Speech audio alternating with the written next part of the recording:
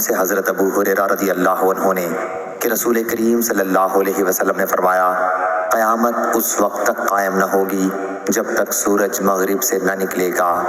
جب سورج مغرب سے نکلے گا اور لوگ دیکھ لیں گے تو سب ایمان لے آئیں گے۔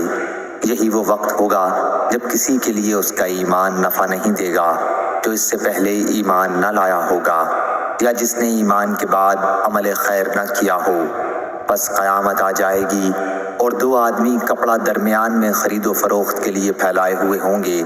ابھی خرید و فروخت بھی نہیں ہو چکی ہوگی اور نہ انہوں نے اسے لپیٹا ہی ہوگا کہ قیامت قائم ہو جائے گی۔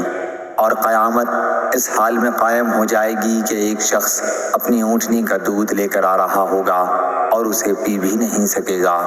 اور قیامت اس حال میں قائم ہو جائے گی کہ ایک شخص اپنا حوض تیار کرا رہا ہوگا اور اس کا پانی بھی نہ پی پائے گا۔ قیامت اس حال میں قائم ہو جائے گی کہ ایک شخص اپنا لقمہ اپنے منہ کی طرف اٹھائے گا اور اسے کھانے بھی نہ پائے گا۔